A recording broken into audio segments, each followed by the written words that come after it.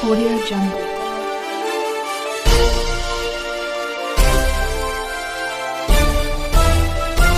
Audio Jungle. तसेच advocate Ramesh Sarode यांना अशी विनंती करते की त्यांना आपलं मनोगत व्यक्त करावं.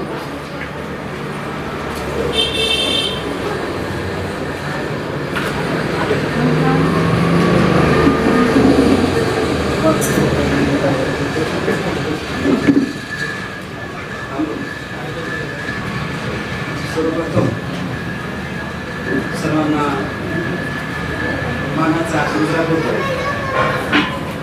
आज संपूर्ण जगामध्ये स्त्री शक्तीचा सन्मान होत आहे. यापूर्वीही छत्रपती शिवाजी महाराजांनी या देशातील स्त्रियांचा सन्मान केला आहे. हिरकणीचा जो गुरुज आहे, मला जास्त मराठी जमत नाही, प्रयत्न करतो. हिरकणीचा गुरुज आपण पाहतो, इतिहास पाहतो. तो गुरुज इतका विशिष्ट प्रकार बनलेला होता. चारी बाजूने त्याची कडे अगदी भयानक होती आणि त्या गुरुजावरती हिरकणी दूध घालण्यासाठी गेलेली होती, काम करण्यासाठी गेली होती. बघता बघता अंधार पडा रात्र झाली. दरवाजाचे सर्व दरवाजे बंद झाले. हिरकणीचं बाळ घरी हिरकणीची वाट पाहते. हिरकणीचा बाळाकडे पाहण्याचा दृष्टिकोन, बाळाकडे पाहण्याचे गोड लक्षात हिरकणी घेते आणि पहारेकर विनंती करते, दादा मला घरी जायचे. परंतु किल्ल्याची किंवा त्या बुरुजाची एक व्यवस्थापन समिती असते. त्या समितीने सांगितलं, ताई आम्ही रात्रीचे कधी दरवाजे उघडत नाही. नाहीला झाला आणि हिरकणीने तो गड पार केला आणि घरी निघून गेली. बघता बघता छत्रपती शिवाजी महाराज सकाळी बातमी कळली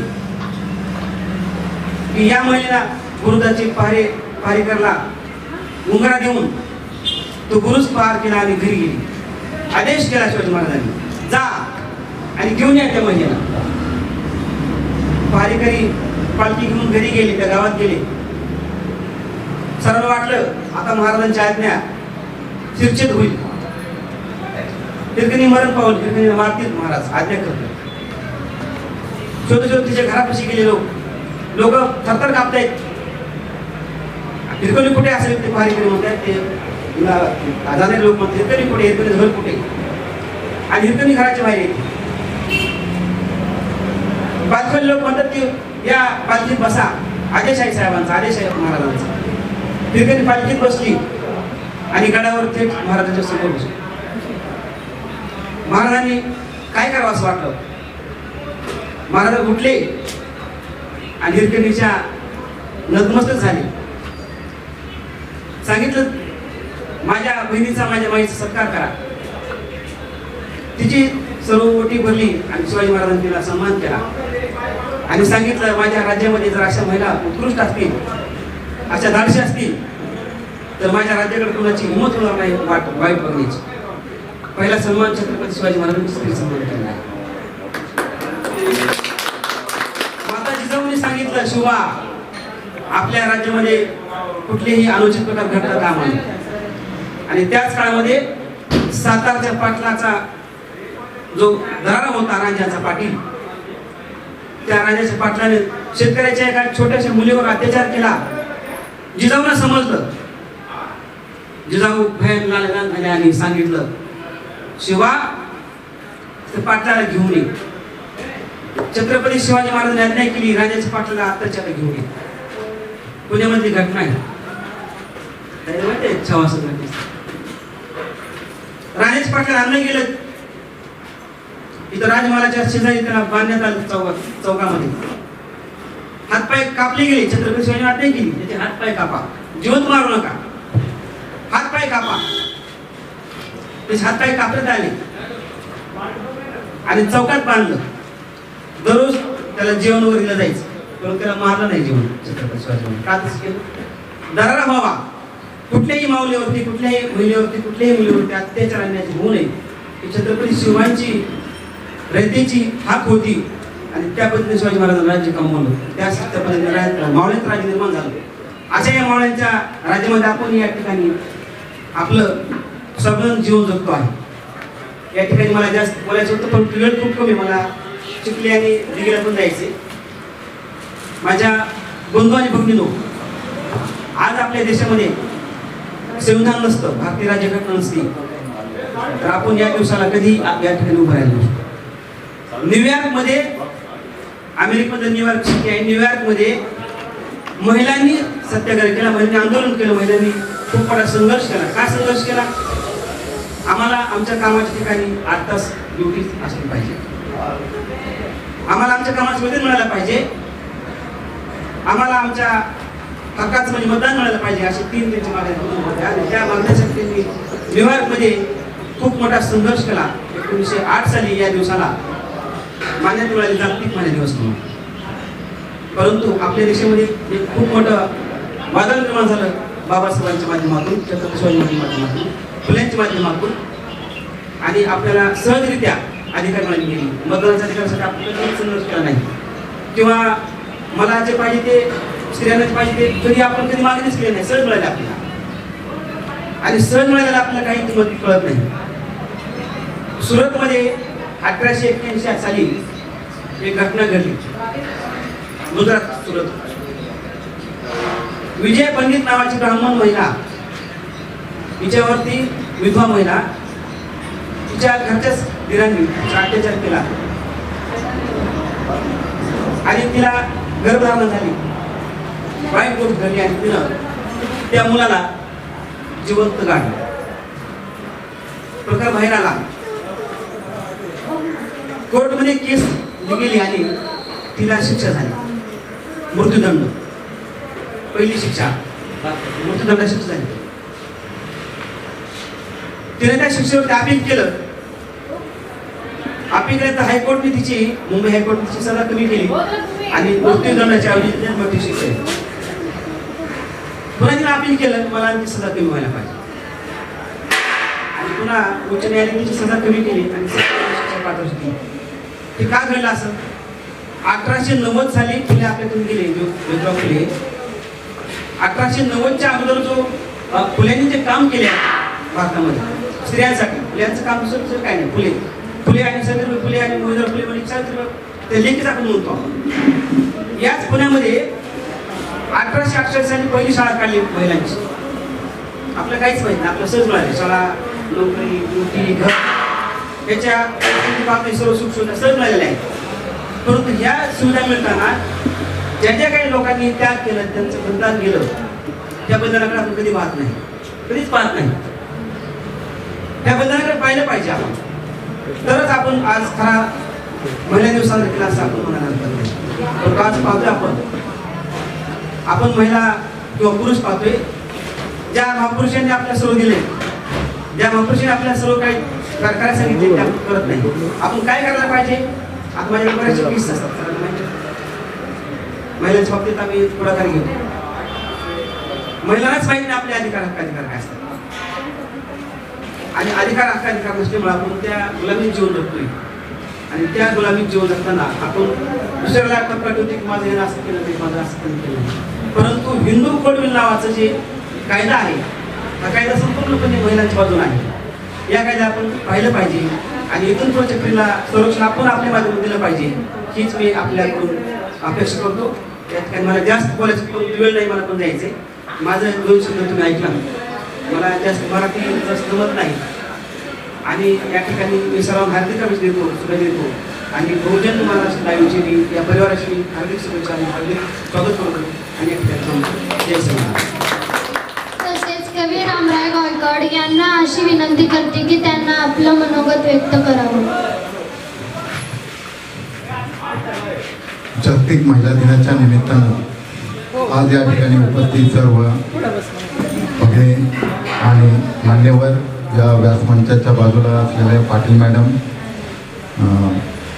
बिराजदार मॅडम आणि तळेकर मॅडम, उपस्थित इतरही श्रोते, आपणा सर्वांचं मी मनपूर्वक स्वागत करून मी या महिला दिनानिमित्त 7 दुर्गांची ओळख, 7 महिला ज्या नारी आहेत ज्यांना मी दुर्गा संबोधलेलं आहे, 7 दुर्गा, त्यांचे मी थोडक्यात अल्पपरिचय करून देत आहे. आणि त्यानिमित्तानं माझी मानवंदना या समस्त नारी वर्गाला या ठिकाणी करत आहे. त्यामध्ये आहेत जिजाऊ. छत्रपती शिवराय आज आहेत ते केवळ जिजाबाईंमुळे. आणि जिजाऊ माँसाहेबांचा जे कार्य आहे ते अतुलनीय आहे. त्या कार्यातून शिवबा घडलेले आहेत आणि स्वराज्याची, हिंदवी स्वराज्याची स्थापना त्यावेळी झालेली आहे. आई आपल्या मुलाला गर्भातूनच संस्कार देते आणि ते संस्कार तिच्या व्यासंगामुळे असतात, तिच्यावरच्या संस्कारामुळे ते पुढे व्यक्त होतात आणि त्यातूनच छत्रपती पुढे आपल्याला घडलेले दिसतात. त्यानंतर मी ओळख करून देणार आहे रमाबाई. रमाबाईंची ओळख त्या डॉक्टर बाबासाहेब आंबेडकरांच्या अर्धांगिनी, सहचारिणी. खरं तर अर्धांगिनी म्हणणं जास्त उपयुक्त ठरलं, कारण पूर्णपणे त्या बाबासाहेबांच्या शिक्षणासाठी आणि परदेशी गेल्यानंतर त्यांनी जो त्याग केलेला आहे. एक स्त्री जेव्हा ठामपणे एखाद्या पुरुषाच्या पाठीमागे उभी राहते त्यावेळेस मला वाटतं त्या पुरुषामध्ये एक उत्साह निर्माण होतो आणि तो आपलं पाऊल दमदारपणे कोणत्याही क्षेत्रामध्ये असो, शिक्षण क्षेत्र असो, व्यवसाय असो वगैरे, यामध्ये नक्कीच तो प्रगतीच्या शिखराकडे जात असतो. आणि डॉक्टर बाबासाहेबांनी संविधानसारखं महान कार्य या ठिकाणी आपल्या देशासाठी केलेलं आहे.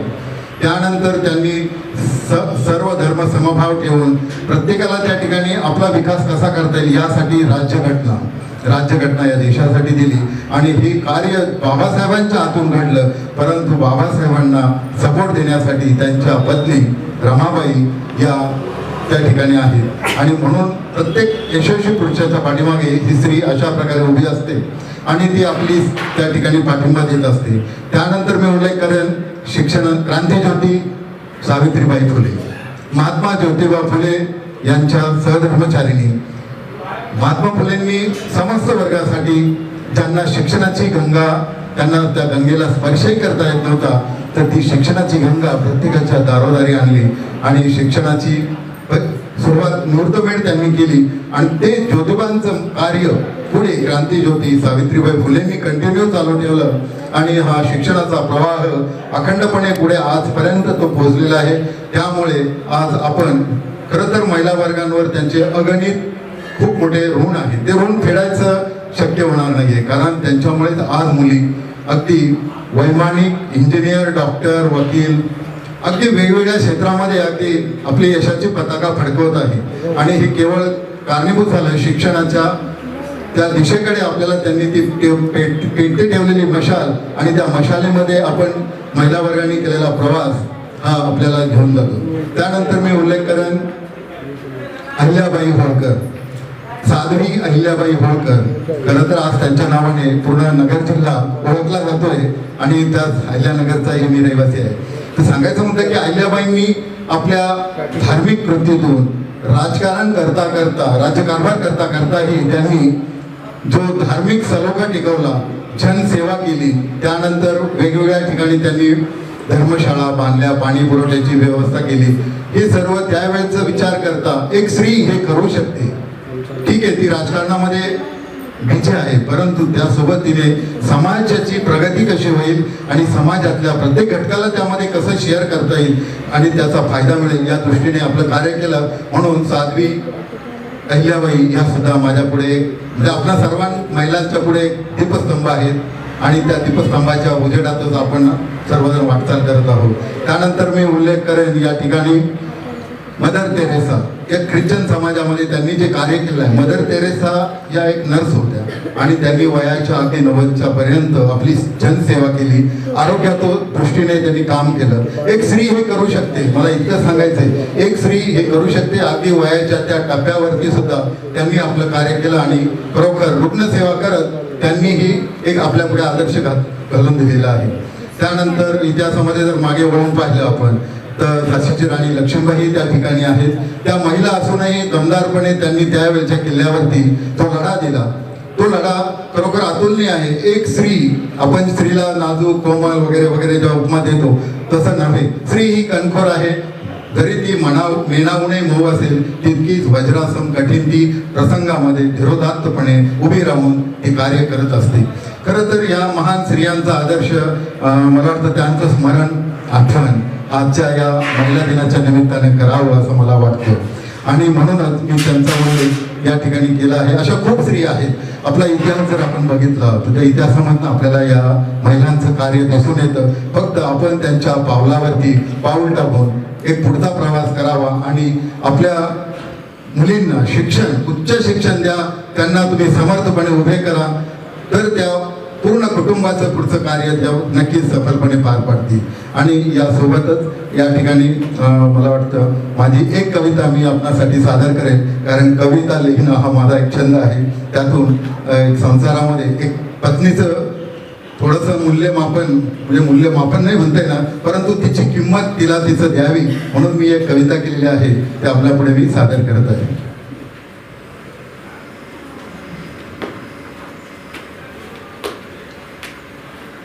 एक काही वर्षापूर्वी माझा सखे ग साधनी हा कविता संग्रह प्रकाशित झाला.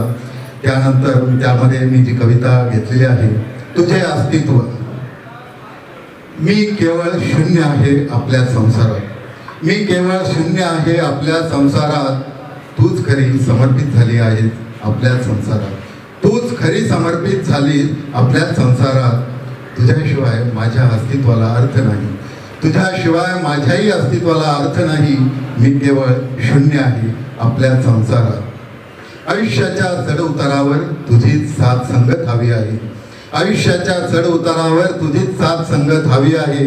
कधी काळी माझ्या मनी डोकावायचा एक भ्रम, कधी काळी माझ्या मनी डोकावायचा एक भ्रम, संसार सर्कसच्या मधला खांब होऊनी मीच एकटा संसाराचा भार पेलतो आहे, संसार सर्कसच्या मधला खांब होऊनी मीच एकटा भार पेलतो आहे, असा हा माझा भ्रम.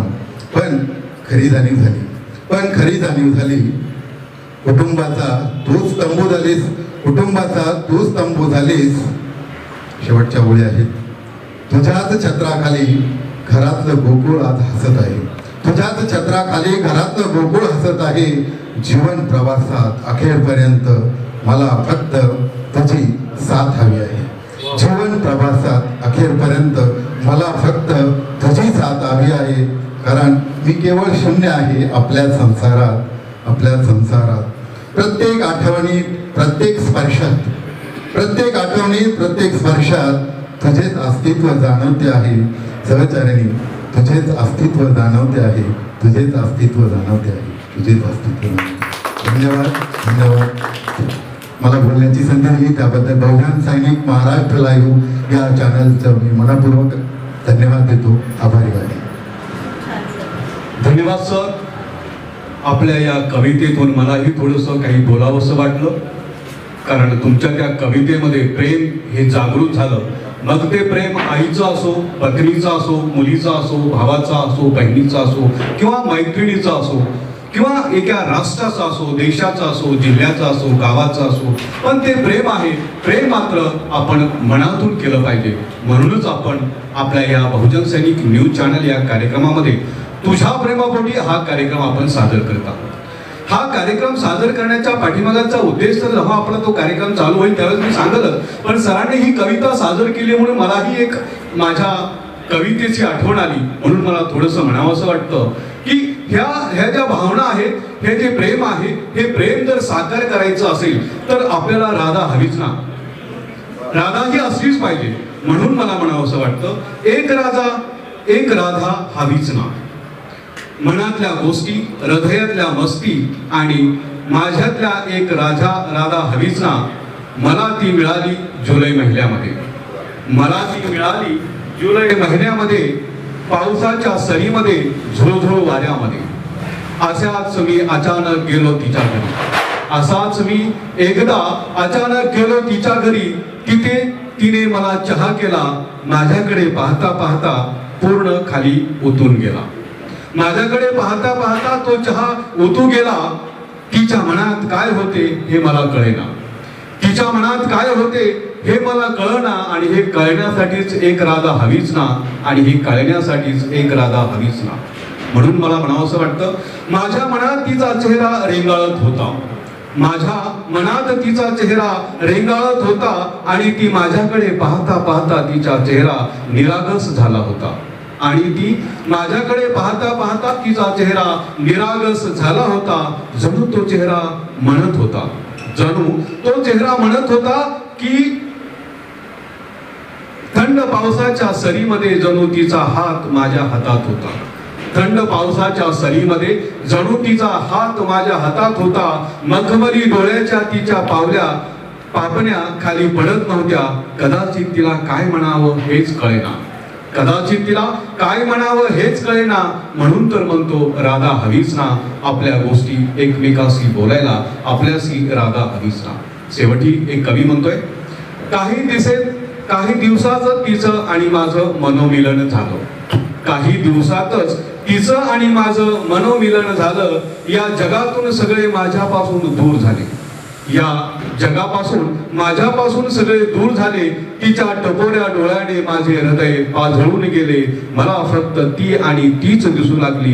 रात्रंदिवस मोबाईलवरती मला बोलू लागली. म्हणून म्हणतो की आपल्याला मनातल्या जर भावना बोलायच्या असतील तर एक राधा हवीच ना, एक राधा हवीच ना. यानंतर कार्यक्रमाला थोडासा उशीर झालेला आहे, पण शेवटच्या रणरागिणी म्हणजेच महात्मा फुलेंची जी अपेक्षा होती, फुले शाहू आंबेडकरांची जी अपेक्षा होती की जी स्त्रियांमध्ये त्यांनी पाहिली होती, ती अपेक्षा पूर्ण करण्यासाठी आज आपण आपल्या चॅनलवरती आपण 2 रणरागिणी उभा केलेल्या आहेत. त्यापैकी सन्माननीय अश्विनीताई पाटील यांना अशी विनंती करतो की त्यांनी आपले विचार मांडायचे आहेत.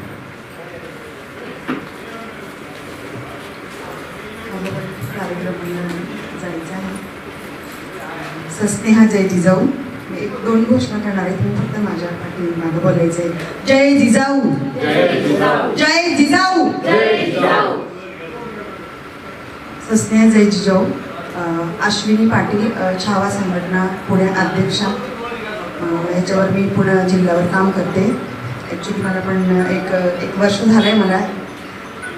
तर स्वराज्य संस्थापक कुलछत्रपती शिवाजी महाराज, राष्ट्रमाता राजमाता आदर्श माता मासाहेब जिजाऊ, शिवपुत्र शंभूराजे, भारतीय शिल्पकार डॉक्टर बाबासाहेब आंबेडकर, माता रमाई, माता भीमाई, माता अहिल्यादेवी होळकर या राष्ट्रपुरुषांना मी त्रिवार वंदन करते. आणि 2 शब्द बोलणार आहे, जास्त वेळ घेत नाही तुमचा. पण आज मला आनंद होतोय की आज मला गायकवाड सरांनी मला इन्व्हाइट केले आणि माझ्या सगळ्या मैत्रिणींना महिला दिनाच्या खूप खूप शुभेच्छा देते. आणि इथं जमलेले मान्यवर यांना पण माझ्याकडनं महिला दिनाच्या तुम्ही आमचं खूपच कौतुक केलेलं आहे. जाता जाता मी 2 शब्द जास्त बोलणार नाहीये की मासाहेब जिजाऊ यांचे संस्कार, सावित्रीमाईंचे वर्तन, रमाईंचे संस्कार, यांचे संस्कार घेतल्याशिवाय आपण आपल्या मुलांना नाही घडू शकत. आणि स्त्री ही दुर्गा आहे. स्त्री तर दुर्गाचा अवतार आहे, कालिकेचा अवतार आहेच. सांगताना मला एक आनंद होतो की आज खूपच महिला दिनानिमित्ताने खूप वर्षाव होत आहे आमच्या बंधूंकडनं महिलांचा. सकाळी सकाळी येण्याची गडबड करायच्या बाहेर. तर जो मान सन्मान आहे तो खरं तर घरातनं जर भेटला महिलांना तर सगळ्यात मोठी गोष्ट काहीच नाही आहे माझ्यासाठी तरी. आणि ॲक्च्युली मी सगळ्या गडबडीत कामानिमित्त मी आज सकाळी सकाळी बाहेर पडायला लागली. माझे मिस्टर म्हणाले की अगं कुठे चाललीस तू?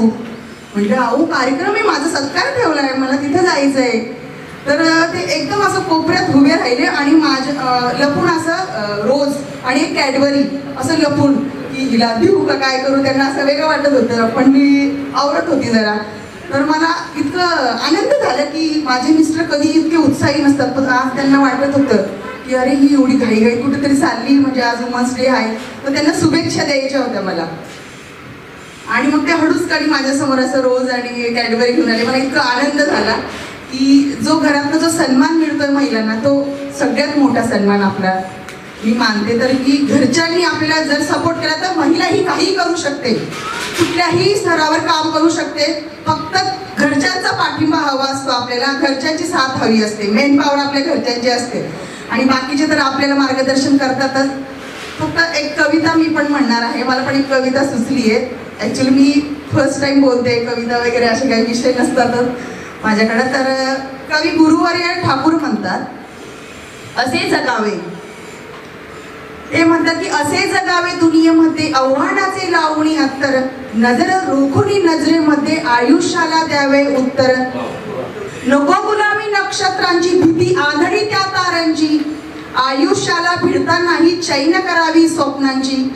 असे दांडगी इच्छा ज्याची, मार्ग तयाला मिळती सत्तर, नजर रोखुनी नजरेमध्ये आयुष्याला द्यावे उत्तर. संकटांना ठणकावून सांगायचे आता ये बेहतर, नजर रोखुनी नजरेमध्ये आयुष्याला द्यावे उत्तर. करुणी जावे असेही काही, करुणी जावे असेही काही, दुनियेतून ये जाताना गैवर यावा निरोप साऱ्या जगात शेवटचा देताना.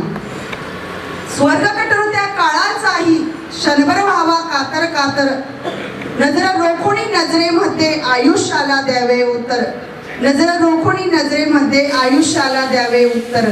मित्रांनो, आपण कसं जगतो याला महत्व नाही, आपण किती जगलो याला महत्व नाही, आपण कसे जगतोय याला खूप महत्व आहे. म्हणून मी हे 2 शब्द इथं माझे संपवते. आणि मला खूप आनंद झाला आहे की गायकवाड सरांनी मला ह्या व्यासपीठावर आमंत्रित केलं. जय जिजाऊ जय शिवराय. खूप काही बोलायचं होतं पण संपत. तसेच माननीय सौभाग्यवती अनिता बिराजदार यांना अशी विनंती करते की त्यांनी आपलं मनोगत व्यक्त करावे.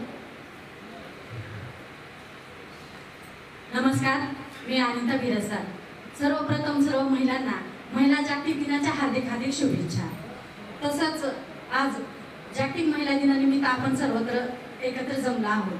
तर मला असं म्हणायचं आहे की महिला म्हणलं ना की कोणत्याही कार्यक्षेत्रामध्ये आपण उभेच असतो. प्रत्येक पुरुषांच्या पाठीमागे स्त्रियांचा हात असतो. तसंच सावित्रीबाई फुले म्हटलं ना की ते कशा होत्या माहितीच आहे. ते शिक्षणामध्ये ज्योतिबा फुलेंच्या पाठीमागे सतत उभे टाकायच्या आणि स्त्रियांना शिक्षण देण्यासाठी खूप काही त्यांनी केलं. मग ते लोक त्यांना काय करत होते, शेण दगडं फेकायचे आणि स्त्रियांवर होणारा अत्याचार अन्याय ते खूप वाढवायचे. मग ते सावित्री मातेने ते अन्याय थांबवला आणि स्त्री शिक्षणाचा हक्क स्त्रियांना मिळवून दिला. म्हणूनच म्हणतात ते फुलेची तू सून होती, फुलेची तू सून होती, आई या जगाची, आई या जगाची, तू सावित्री माऊली, तू सावित्री माऊली. फेकेले लोकांनी तुझ्यावर शेण, फेकले लोकांनी तुझ्यावर शेण, घेतलेस घाण अंगावर, घेतलेस घाण अंगावर, सोसले कष्ट अंधाऱ्या राती, सोसले कष्ट अंधाऱ्या राती, ज्योतिबाच्या साथीने उजळल्या शिक्षणाच्या ज्योती, उजळलेल्या शिक्षणाच्या ज्योती. अशा मातेला खरंच माझे कोटी कोटी अभिवादन. आणि तसेच माता रमाई म्हटलं ना, माता रमाई म्हणले की हे बाबासाहेबांच्या पाठीमागे खंबीरपणे उभे टाकल्या. त्यांच्या गळ्यामध्ये अक्षरशः सोन्याचा एक फुटका मणी नव्हता, तरी पण त्यांनी जे काळे मणी होते, जे काळे मणी माझ्या गळ्यातले तेच माझे सौभाग्याचे धनी, हे असे समजून बाबासाहेबांच्या पाठीमागे त्या ठामपणे उभा राहिल्या. आणि फाटकी साडी होती, फाटकी साडी होती तरी त्यांनी त्या साडीला ठिगळ जोडलं आणि ती साडी वापरत होत्या. आणि खायला शिळी भाकरी होती तरी त्या शिळी भाकरीमध्ये कष्टामध्ये त्यांनी दिवस काढलं आणि बाबासाहेबांना उभं केलं. तसंच त्या स्त्रीचे पण खूप खूप अभिवादन करते मी. आणि तसंच राजमाता जिजाऊ यांनी तर काय शिवबाला असं घडवलं की स्वराज्याचं बाळकडू वाचलं, रामायण महाभारत आणि अशा प्रत्येक गोष्टी सांगून तलवारीची धार उभी करून स्वराज्य जिंकण्याचं बळ शिवबाला दिलं. म्हणूनच म्हणते मी,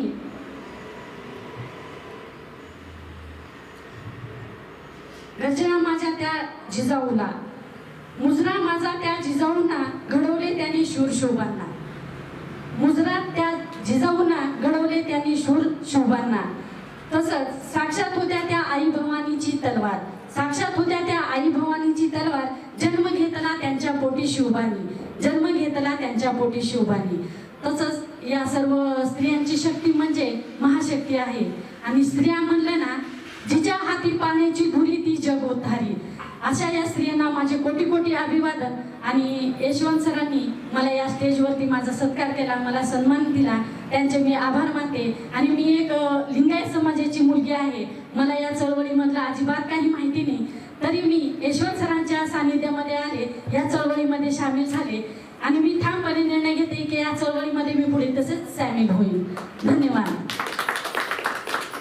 आणि तो मित्रांनो, मला ही गोष्ट सांगायची आहे की महिला काय करू शकत नाही याचं उदाहरण या 2 रणरागिणीने आपल्या समोर दिलेलं आहे. हे 2 उदाहरण देत असताना मला आणखी गोष्टी काही सांगायच्या आहेत की महिलांकडे जर पाहिलं तर प्रेम जसं ती करते तसं रौद्र रूप पण धारण करू शकते. त्या गोष्टी आज इतिहासामध्ये आहेत आणि त्या इतिहासाकडे पाहत असताना आज आपल्याला नवीन इतिहास या 2 रणरागिणीच्या माध्यमातून घडवायचा आहे आणि निश्चितच हा इतिहास घडवण्यासाठी या 2 रणरागिणी आपल्या सगळ्यांच्या पुढंच असतील हीच अपेक्षा. या कार्यक्रम हा थोडासा उशीर झालेला आहे आणि हा कार्यक्रमाची सांगता या महिलांच्याच माध्यमातून झाली पाहिजे, म्हणून मला अनिता बिराजदार यांना अशी विनंती करावीशी वाटते की तुम्हीच या कार्यक्रमाचं आभार प्रदर्शन घ्यावं. तसंच पुढील कार्यक्रम आपण आभार प्रदर्शनाकडे जाणार आहोत. पुढे या. कवी अशोक टावरे हे आलेले होते पण काही कारणास्तव ते गेले आहेत, तर त्यांचे देखील मी या कार्यक्रमामध्ये आभार मानते. कवी रामराव गायकवाड हे पण आपल्या अनमोल वेळातून वेळ काढून आपल्या कार्यक्रमात सहभागी झाले, त्यांचे मी आभार मानते.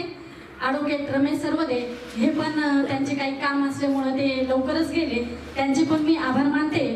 आणि माननीय सौभाग्य अश्विनी पाटील यांचे पण मी आभार मानते. तसेच कविवर्य सौभागी कविता तळेकर यांचे पण मी आभार मानते. तसेच कवी अशोक टाकळे यांचे पण मी आभार मानते. माननीय यशवंत गायकवाड सर यांचे पण मी आभार मानते.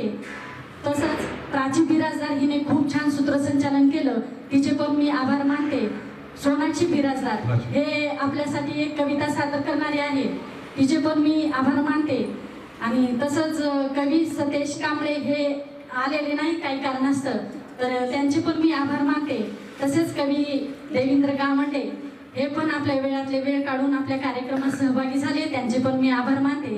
आणि तुम्ही सर्वजण आमच्या कार्यक्रमात येऊन आमच्या कार्यक्रमाची शोभा वाढवली, तुमचे पण मी आभार मानते.